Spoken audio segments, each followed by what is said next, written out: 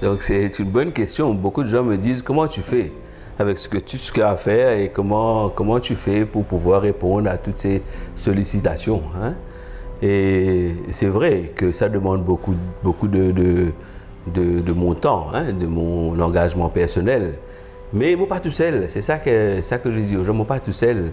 Par exemple, dans tout le combat de la drogue, par exemple, si nous prenons ça, parce que c'est le sujet qui me préoccupe beaucoup en ce moment. Parce que c'est vraiment alarmant, hein, quoi qu'on dise certains. Et donc j'ai toute une équipe autour de moi. Hein. Moi, je pense par exemple à Saint-Luc. Nous lançons une case pour accueillir les gens, pour faire une activité, etc. Mais c'est une équipe. Et moi, je suis là simplement pour accompagner eux et être avec eux. Et puis, ben voilà. Et c'est pour ça que toutes les réunions, on ne parle de toutes les réunions, on ne parle pas de toutes les réunions possibles. Nous avons aussi la casa à Port-Louis, et qui fonctionne tous les jours, hein, lundi à samedi. Et moi, aller une fois pour la rencontre. Donc, il y a toute une équipe formidable. Et je crois qu'il faut faire confiance aux gens, aux laïcs. Et c'est ça qui fait que nous pouvons avancer. La paroisse, c'est la même chose. Hein. Faire confiance aux gens et puis croire dans leur capacité, croire que s'ils ont du potentiel et miser là-dessus. Il y a toute une équipe là qui accueille eux et fait un travail formidable. Avec les enfants, prévenir, tout ça. Il y a une équipe qui travaille aussi pour l'accompagnement scolaire, pour le sport, pour le dessin, pour tout ça. Mais bon, je passe mon guetté pour me dire voilà, bon courage et je les encourage. Et je crois que ça, il faut encourager et puis faire confiance. L'incapacité, ça, c'est tous les jours. Hein, tous les jours. Je dis bien tous les jours. Hein, il y a des gens qui viennent pleurer, qui viennent dire de souffrance, quand des enfants de la drogue. Des enfants qui peuvent prendre tout de la case et aller. Et devant le nombre de cas qu'il y en a, c'est vrai.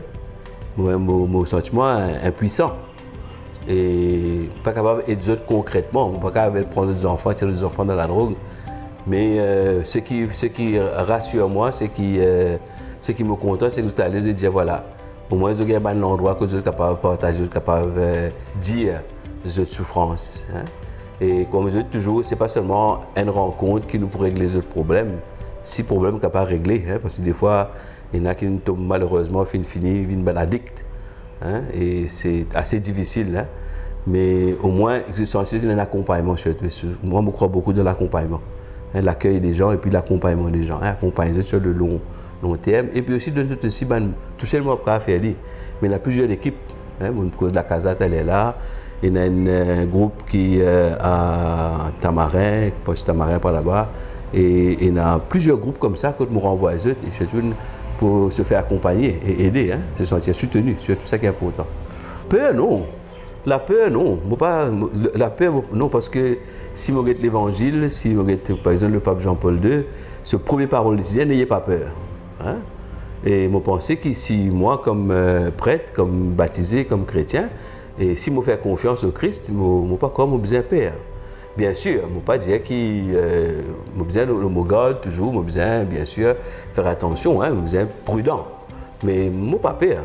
Mon frère dit, je n'ai pas peur. Je connais ce que je veux faire, le combat que je peux mener, c'est un combat qui est juste, noble. Et il s'agit des gens, la souffrance des personnes. Et là, pas capable de rester indifférent. Devant la souffrance des personnes, nous ne sommes pas capable de dire au Père pour ce nom. Vous pensez qu'au nom de l'Évangile, nous sommes besoin présents dans ce milieu-là. Justement, le fait que Dialit est là, hein, il y a beaucoup de familles qui viennent. Et disons, à Saint-Luc, nous mettons sur place un comité, un petit groupe qui accueille les parents. Et puis chaque samedi, il y a une permanence. Hein, et n'importe qui peut venir entre 11h et 2h. Il y a toujours quelqu'un qui est là pour encourager, pour guider, pour peut-être même visiter ses familles. Hein, comment dire, le sentier qui, dans sa difficulté-là, je suis dans les oreilles qui peut écouter, je suis dans un monde qui est prêt pour tendre la main, pour canaliser, si besoin. Ces enfants-là, il y a un désir, comme samedi dernier, il y a un jeune qui a dit à ses parents, moi, j'ai envie de sortir là-dedans. Donc, il vit avec ses parents, c'est une volonté personnelle. Et là, il y a un monde qui peut canaliser vers un centre qui a besoin et les personnes pour accompagner.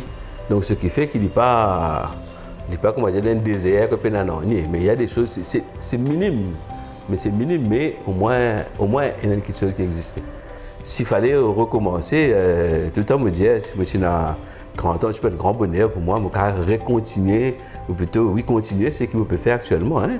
Et ça, c'est vraiment une grande joie, hein, donner sa vie comme ça au Christ. Ça ne veut pas dire qu'il est tout correct, hein, ça veut dire qu'il baigne dans le bonheur tout le temps. Mais il y a pas de moments difficiles, ça, dans toute vie humaine, mais nous pas de difficultés, mais nous avons ça la joie que nous gagnons en retour quand nous trouvons qui se fait avancer, quand nous trouvons des gens qui prennent de place, quand nous trouvons des gens qui peuvent dire merci pour tel ou tel aspect. Mais ça, c'est le plus grand bonheur. Hein.